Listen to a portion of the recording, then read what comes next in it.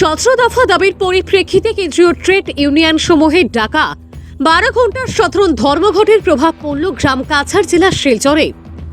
বুধবার 10টি trade union কেন্দ্রীয় ফোরামের বিভিন্ন দাবি আদায়ের লক্ষ্যে সমগ্র দেশের সঙ্গে কাছাড় জেলার শিলচরে ধর্মঘট ও বন্ধের প্রভাব পড়তে দেখা যায়। 10টি ট্রেড ইউনিয়ন কেন্দ্রীয় ফোরামের ডাকা ধর্মঘট ও বন্ধকে সমর্থন করেন শিলচর শহরের ব্যবসায়ী প্রতিষ্ঠান সহ গাড়ি চালকরা। এদিকে বন্ধ ও ধর্মঘটের সময় কোনো ধরনের অপ্রীতিকর ঘটনা না ঘটে তার জন্য শিলচর শহরে কড়া নিরাপত্তার ব্যবস্থা করা হয়েছে প্রশাসনের পক্ষ থেকে।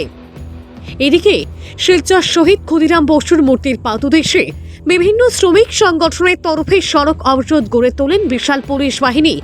আন্দোলনের স্থলে ছুটে গিয়ে প্রতিবাদকারীদের গ্রেপ্তার করে অস্থায়ী জেলে পাঠিয়ে দেয়। আন্দোলন চলাকালীন বিভিন্ন সংগঠনের কর্মকর্তারা বিজেপি নেতৃত্বাধীন কেন্দ্রীয় সরকারের শ্রমিক তথা জনবিরোধী নীতির বিরুদ্ধে তীব্র সমালোচনা করেন।